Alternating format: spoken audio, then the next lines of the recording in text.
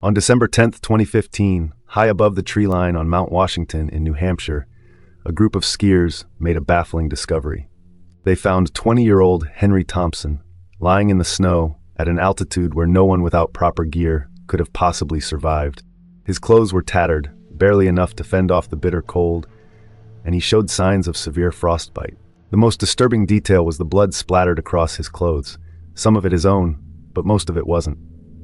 They bundled him in their jackets and rushed him down the mountain to the nearest hospital. When authorities arrived to question Henry, hoping to understand how he had ended up on the mountain and whose blood was on his clothes, he told them a tale so chilling that it defied belief. But the physical evidence left at the scene would soon confirm that something truly horrifying had occurred. This is Henry's account of the nightmare he and his friends endured. Mike was never the kind of guy to go camping or hiking. He was more into dirt biking. He loved the thrill of riding off-road, tearing through trails that no one else would dare to explore. It was on one of those rides, way off the usual path, that he found the cabin. He couldn't stop talking about it. Said it was deep in the woods, hidden away where no one could find it. At first, I thought he was just messing with us. Mike was always the type to exaggerate, to try and spook us with stories. But this time, there was something different in his eyes when he talked about it. Like he was mesmerized by the place. He wanted us to go on this adventure with him. He said it would be fun, a chance to do something out of the ordinary. I didn't think much of it at the time, none of us did. But looking back, I should have known something was off. We left Boston on Friday morning. The skies were clear, and the forecast didn't mention anything about snow.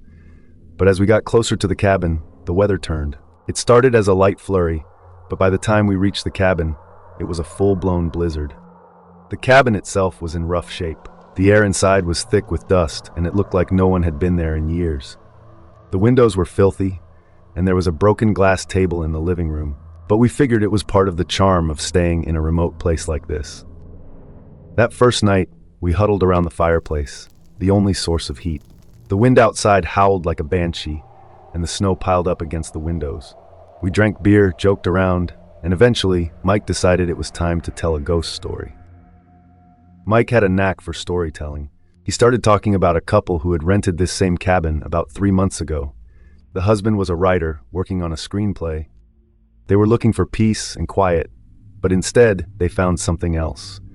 Something that would haunt them forever. According to Mike, the husband started noticing strange things around the cabin. At first, it was just little things. A book moved from one side of the table to the other, or a creaking sound in the middle of the night. But then he saw it, a tall, shadowy figure with long hair and a sword, standing just beyond the tree line. The man was shaken, but he tried to brush it off. The next day, he found massive footprints in the snow outside the cabin. They were far too large to belong to a human. That night, the figure returned, tapping on the window, as if trying to get in.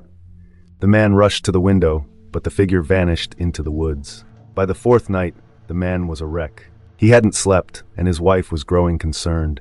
That night he saw it again, the figure now clear as day, a samurai, towering over 7 feet tall, with a charred, ashen face and glowing eyes. The samurai spoke in Japanese, something about retribution and honor. The man snapped. He grabbed an axe from the woodpile and went after the figure. In his delusional state, he suddenly saw the samurai carrying his wife's body and disappearing into the raging flames of the fireplace. But in reality, the man had killed his wife with his own hands, using the axe. He then burned her body in the fire. Mike ended the story by saying that the husband had been found wandering the woods, babbling about the samurai. The police never found his wife's body. Some say her spirit still haunts the cabin, waiting for her husband to return. We laughed it off, but there was an unsettling feeling in the air. The story, the storm, the isolation, it was all getting to us. We decided to call it a night and went to our rooms. Sometime in the middle of the night, I woke up to the sound of footsteps. At first, I thought it was just the wind rattling the windows, but then I heard it again, slow, deliberate footsteps, like someone dragging something heavy across the floor. I got out of bed and opened my door. That's when I saw Mike. He was in the hallway, naked, dragging an axe along the wooden floorboards.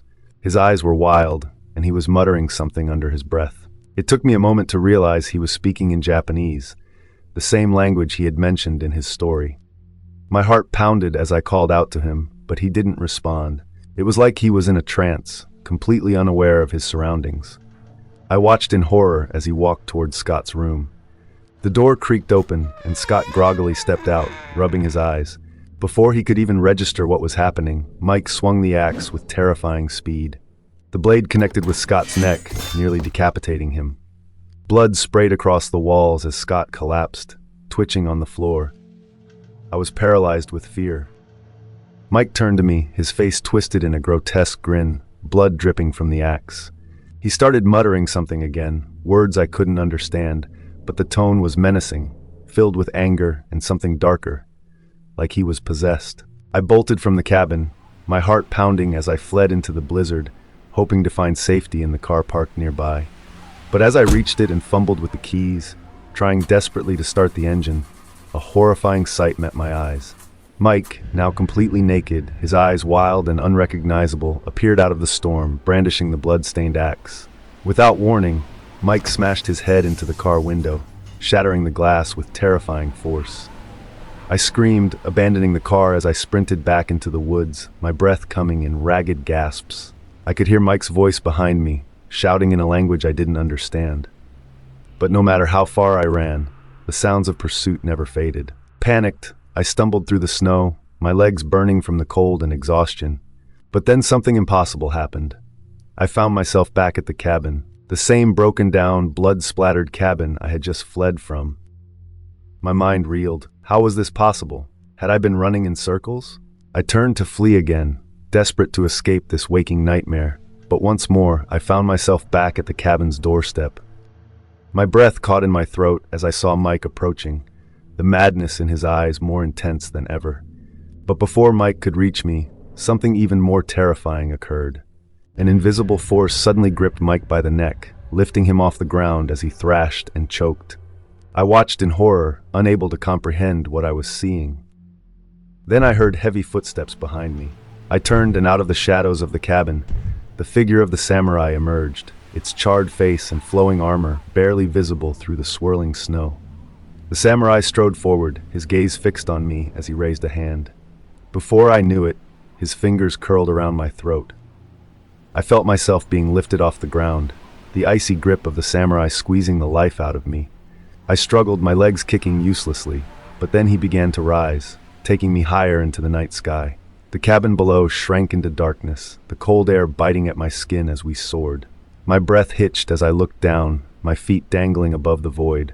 The ground was vanishing, and the clouds were closing in above. I tried to scream, but the terror choked me silent. Then I saw his eyes, those hollow, empty eyes with flames flickering inside. They were the last thing I saw before everything went black.